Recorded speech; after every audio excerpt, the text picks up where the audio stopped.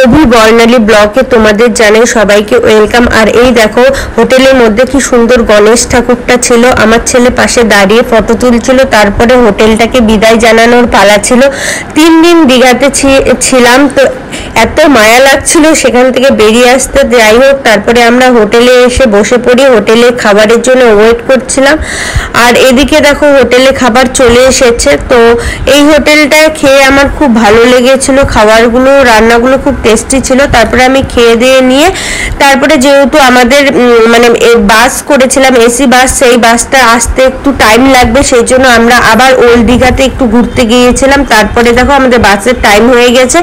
তো এই কাঁধে এই ব্যাগ নিয়ে আবার আমাকে সেই কষ্ট করে মানে বাসে উঠছিলাম। তো এবার এই যে আমাদের বাসটা ছিল তখনও কেউ আসেনি, তো আমরাই ফার্স্ট উঠেছিলাম।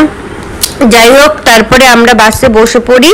আর এই দেখো আমার ছেলে বাসের মধ্যে বসে বসে দুষ্টুমি করছে, দাঁড়িয়ে আছে, বসবে না। যাই হোক, ওর অত্যাচারের তো শেষ নেই। তারপরে আমাদের বাস ছেড়ে দিয়েছিল। তো আমরা এই দেখো এটা হচ্ছে কলকাতায় মানে এসে পড়েছিলাম। কলকাতায় নেমে তারপরে আমরা স্টেশনের দিকে যাচ্ছিলাম। আর বৃষ্টি হয়েছিল দেখো কলকাতাতে।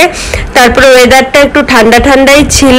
আমরা শিয়ালদায় চলে এসেছি। তো শিয়ালদার ভিতরে যাচ্ছিলাম স্টেশনে। তো আমাদের খাবারও কিনতে লাগবে, ট্রেনের টাইম ছিল 7:40-এ, তার জন্য আমরা ওয়েট করছিলাম। আর এই দেখো শিয়ালদার সামনেটা রাতের বেলা কি দারুণ লাগছিল না। তো আর লোকের ভিড়ও ছিল প্রচন্ড। তারপরে দেখো আমাদের ট্রেন চলে এসেছে। তো আমরা ওয়েট করছিলাম কখন ট্রেনের দরজা খুলবে। তারপরে আমরা ট্রেনের ভিতর বসে পড়েছিলাম। ট্রেনের দরজাও খুলে দিয়েছিল, ভেতরে আমরা বসে আছি। তো আমাদের ভেতরে থাকতে থাকতে তারপরে ছেলের যে বার্থডে ছিল সেই জন্য আমরা ট্রেনের মধ্যেই বার্থডে সেলিব্রেশন করছিলাম। ছোট্ট করে একটা কেক নিয়ে নিয়েছিলাম। আর সেখানে আমাদের সাথে বেরুবাড়ির ভাইয়ের বউর সাথে পরিচয় হয়ে গিয়েছিল। তাদেরকেও আমার ছেলে দেখো কেক দিয়ে দিচ্ছিল। আর বাবানকেই আগে খাইয়ে দিচ্ছিল, তারপরে আন্টিও খাইয়ে দিচ্ছিল বাবানকে। আর আমার ছেলে খুব খুব খুশি হয়েছিল। ট্রেনে মানে এরকম তো কোনোদিনও করেনি বার্থডে এইভাবে। তো করে ওকে দেখো পাশে একটা দেখতে পাচ্ছ চকলেট, সেই চকলেটটা তাকে মানে ওই ভাইটা গিফট দিয়েছিল। আর ওর বাবা ওকে জেদ করছিল খাইয়ে দিবে, কিন্তু না, ও আগে খাইয়ে দিবে। তারপরে রাত হয়ে গিয়েছিল। তো এখন আমরা ডিনার করছিলাম। ছেলে আমার নিজে নিজে একা একাই বিরিয়ানি খাচ্ছিল, আর আমি এদিকে দেখো প্যাটিস এগুলো খেয়ে নিচ্ছিলাম।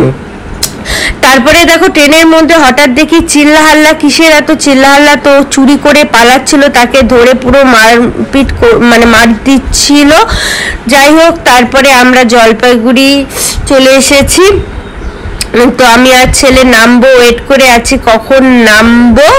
তো ছেলে বলছিল মা কখন নামবো। তারপরে অবশেষে আমরা নেমেই পড়ছিলাম, ময়নাগুড়িতে চলে এসেছি।